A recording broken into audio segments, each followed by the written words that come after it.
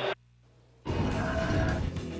So Johan Santana, better than 27,000 fans on hand at Citi Field, and maybe that number will grow over the subsequent years. But finally, the Mets have a no-hitter. 245 starting pitchers had combined for more than 8,000 starts without the no-no. 7 different pitchers left the Mets only to throw no-hitters for other teams. In 51 years, they only had a few close calls, as only 4 no-hitters were even taken into the night. 3 of those by Steve Carlton.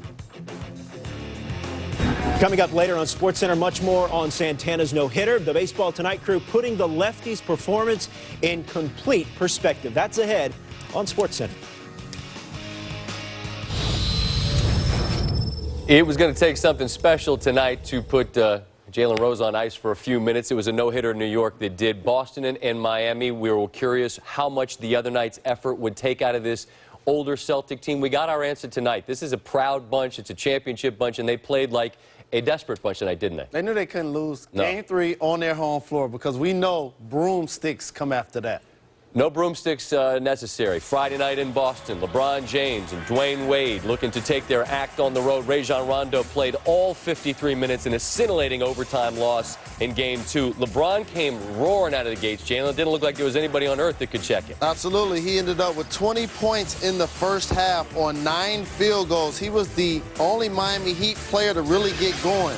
20 of the team's 42 in the first half. What's that we see over there on the bench? That's Rondo getting a blow, and in there is Marquise Daniels, who really pitched in nicely, and it was, I thought, impressive. I'm curious your thoughts. The fact that Boston was able to take those punches from James and actually had a lead after the first 12 minutes. They were playing at home. The enthusiasm. You see players contributing like Keon Doolin, Marquise Daniels. That's what it's going to take if you're going to beat a team like Miami in a Game 3 of a playoff. And it's going to take all of the big fellas' effort. Garnett goes for his 8th 2010 game of the playoffs, bucket down low. Then here, Garnett goes to the deck.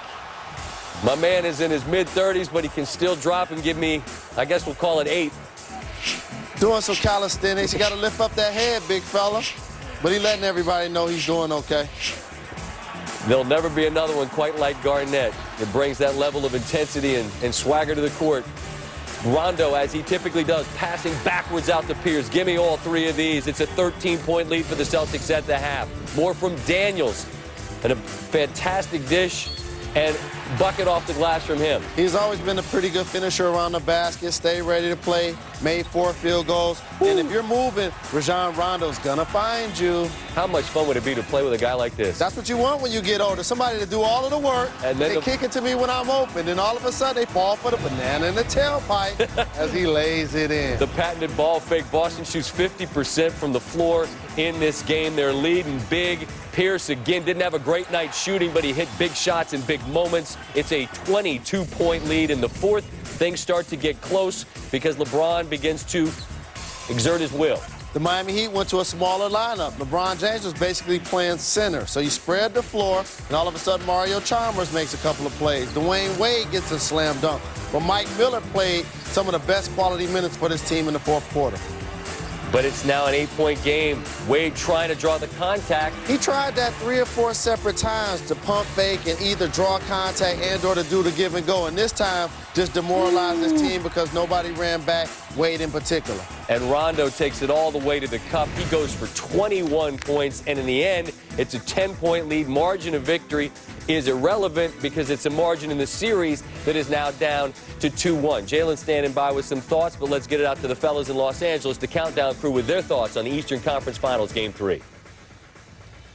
We have a series now in the Eastern Conference Finals because the Boston Celtics just sort of obliterated the Miami Heat. I know the final score was +10, but it was +20 or more. A lot of the second half. Irvin, there was a group of people you expected had to contribute for Boston.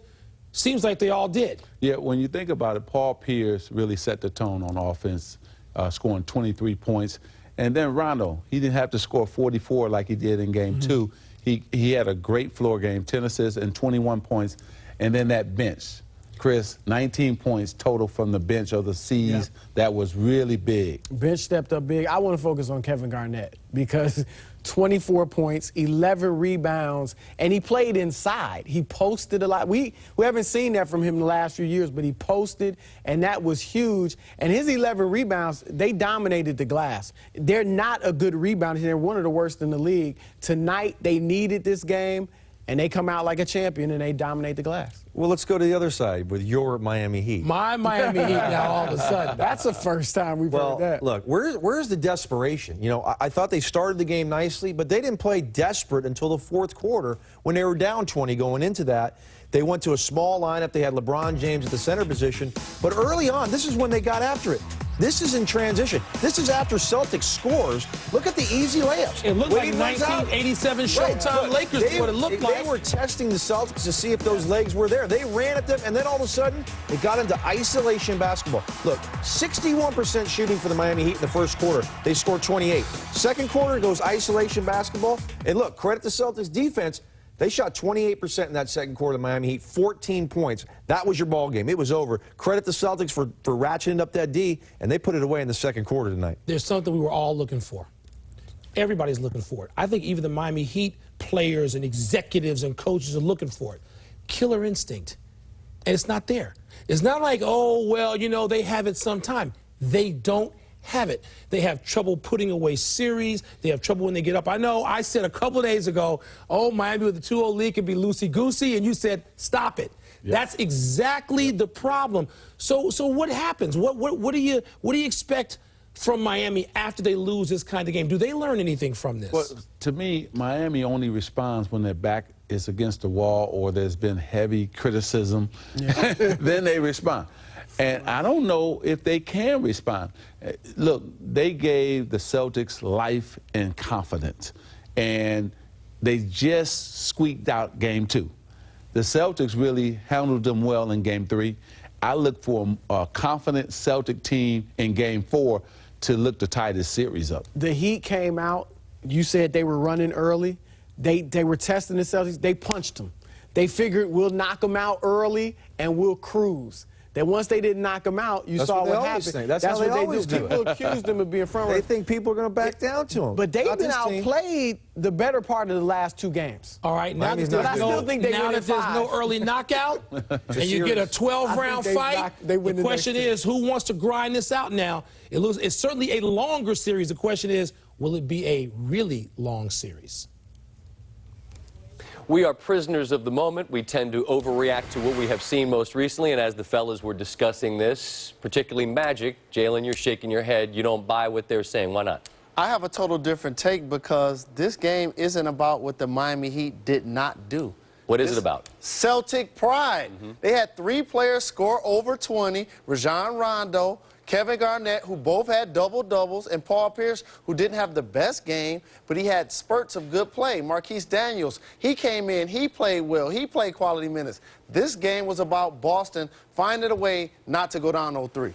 Do you believe that it's the old, we have a series now? All we've had is home court defended in both the East and the West. Do you feel like what happened tonight makes this, quote-unquote, a series? I think the Miami Heat are going to play a lot better in the next game. They missed 10 free throws. They allowed the Celtics to shoot over 50% from the floor. They went small ball late because, remember, they're without their all-star forward and Chris Bosh. Give Kevin Garnett credit. He was dominant down low. The last time I checked, he is going to the Hall of Fame. This isn't the first time in this playoff that he went off. He went off today. Rajon Rondo, why don't you just trade him? Only 20 plus 10 and 6, just trade him. But in all honesty, give credit to the Celtics and Doc Rivers for showing up today. So not about what Miami didn't do, about what Boston did. As for Miami, what they did and did not do, here's their coach, Eric Spoelstra. You know, they played well. They got us tonight. You know, we got off to a pretty good start. The reserves came into the game and really knocked us back on our heels. And from that point on, we were playing catch-up, it seemed like, the whole night. We couldn't get over the hump. You know, and probably not as aggressive as we were the other night on both ends of the court. They were able to get into a great rhythm and, you know, a lot of easy baskets in the paint for them, 56 points in the paint. It's probably, if not a season high, right up there close to it for them.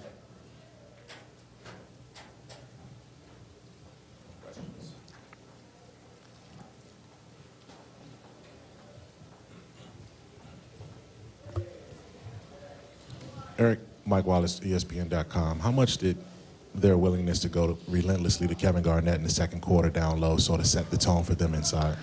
Yeah, he played great. You know, they established him deep in the paint. We can do some things better, you know, in terms of getting him a step further out and trying to disrupt him a little bit on his catches. But he was able to get in a real good comfort zone. So he played well, and we understand that we'll have to play, you know, well to play in this building. All of our energies, all of our focus right now will be on Sunday. We still have a golden opportunity, and we know that once we, you know, settle in and gather ourselves and get ready for tomorrow for Sunday. Jared Weiss, CLNS Radio. Your field goal percentage and three-point percentage were about identical tonight. So what do you see as being really the big difference? Well, they got us out of our offense there pretty much in the second quarter. The step out, the pressure flattened us out. We had about 4 or 5 empty possessions where we didn't even really get into what we wanted to. We'll be better against that pressure on Sunday. Gethin Coolbaugh, SB Nation, Boston. As we sit here perusing the box score, what I notice is that Boston shot more free throws, but we defer to your expertise as you're putting notes down over there. What stands out in this box score from Game 3? Boston Celtics were more aggressive getting the basketball in the paint. There was a lot of talk about the officiating. Kevin Garnett made a concerted effort to post up high lows. They lobbed the basketball up top where only KG could get it. He was very effective. That was the trigger for the Boston Celtics. That's why they made more free throws, took more free throws. But again, for the Miami Heat, they missed.